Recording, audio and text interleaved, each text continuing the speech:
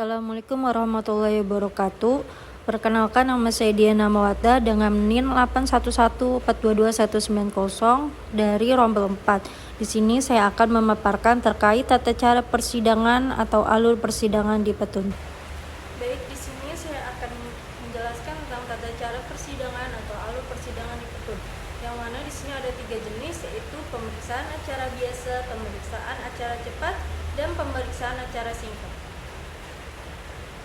Baik, di sini pertama pemeriksaan acara biasa memiliki beberapa alur. Yang pertama ada pengajuan gugatan. Proses dimulai dengan pengajuan gugatan oleh pihak penggugat. Gugatan ini harus disertai dengan dokumen pendukung. Setelah gugatan diajukan, Petun akan memeriksa kelengkapan administratif gugatan tersebut. Yang kemudian kedua di sini ada pemeriksaan pendahuluan. Setelah gugatan diterima, hakim akan melakukan pemeriksaan pendahuluan. Pada tahapan ini, hakim akan memeriksa apakah gugatan memenuhi syarat formal dan material.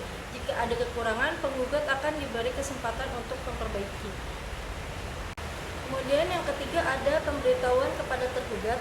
Setelah pemeriksaan pendahuluan, Petun akan memberitahukan tergugat mengenai gugatan yang dilakukan tergugat, kemudian diberikan waktu untuk menyampaikan jawaban atas gugatan tersebut. Yang keempat ada sidang pertama. Pada sidang pertama, hakim ketua akan membacakan isi gugatan dan jawaban dari tergugat. Jika tergugat tidak mengajukan jawaban, hakim akan memberikan kesempatan untuk mengajukan jawaban secara lisan di persidangan. 5. Sini ada pembuktian. Setelah semua pihak menyampaikan argumen dan bukti, persidangan akan memasuki tahap pembuktian. Di sini hakim akan memeriksa alat bukti yang diajukan oleh kedua belah pihak. Proses ini melibatkan pemeriksaan saksi, dokumen, dan barang bukti. Yang terakhir, sini kesimpulan dan putusan. Setelah tahap pembuktian selesai, masing-masing pihak akan diberikan kesempatan untuk menyampaikan kesimpulan. Hakim kemudian akan mempertimbangkan semua bukti dan argumen sebelum mengeluarkan putusan. Yang terakhir, sini ada eksekusi putusan. Setelah putusan dijatuhkan, jika salah satu pihak tidak puas, mereka dapat mengajukan upaya hukum sesuai dengan ketentuan yang berlaku. Namun jika tidak ada upaya hukum, putusan akan dieksekusi. Kemudian yang selanjutnya, di sini ada pemeriksaan acara cepat. Pemeriksaan cepat dirancang untuk menyelesaikan perkara dengan lebih cepat dibandingkan dengan acara biasa. Yang mana alurnya pada tahapan ini, yang pertama ada pengajuan permohonan. Proses dimulai dengan pengajuan permohonan untuk pemeriksaan secara cepat oleh pihak penggugat. Permohonan ini harus disertai dengan alasan yang jelas mengapa perkara tersebut perlu diproses dengan cepat. Yang selanjutnya ada penetapan ketua pengadilan. Jika permohonan untuk acara cepat dikabulkan, ketua pengadilan akan mengeluarkan penetapan dalam waktu 7 hari. Setelah permohonan diterima, penetapan ini mencakup hari, tempat, dan waktu sidang tanpa melalui prosedur pemeriksaan persiapan yang biasanya ada pada acara biasa. Yang selanjutnya ada sidang pertama. Pada sidang pertama, hakim akan membacakan isi gugatan dan jawaban dari tergugat. Jika tergugat tidak mengajukan jawaban, hakim akan memberikan kesempatan untuk mengajukan jawaban secara lisan di persidangan. Yang kemudian di sini ada pembuktian. Setelah semua pihak menyampaikan argumen, persidangan akan memasuki tahap pembuktian. Di sini hakim akan memeriksa alat bukti yang diajukan oleh kedua belah pihak.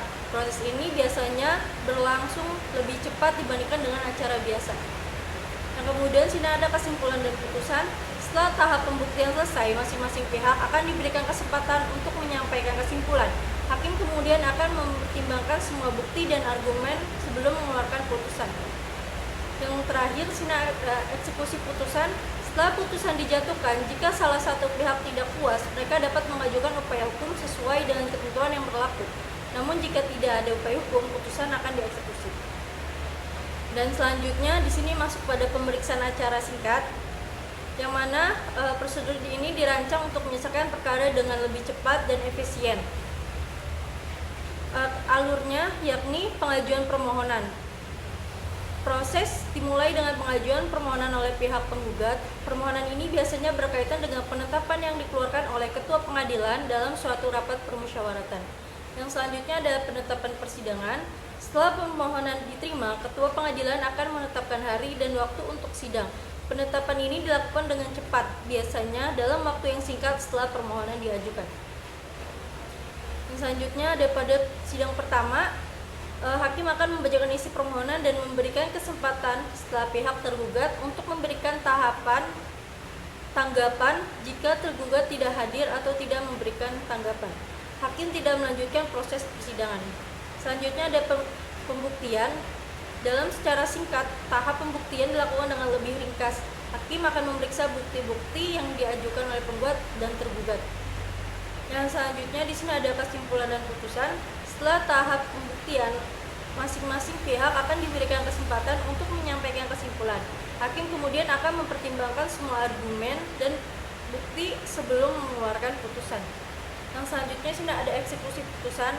Setelah putusan dijatuhkan, jika salah satu pihak tidak puas, mereka akan mengajukan upaya hukum sesuai dengan ketentuan yang berlaku. Namun jika tidak ada upaya hukum, putusan akan dieksekusi. Baik, itu saja dari pemaparan terkait tentang alur atau tahapan pengadilan yang ada di Petun. Sekian dari saya. Terima kasih.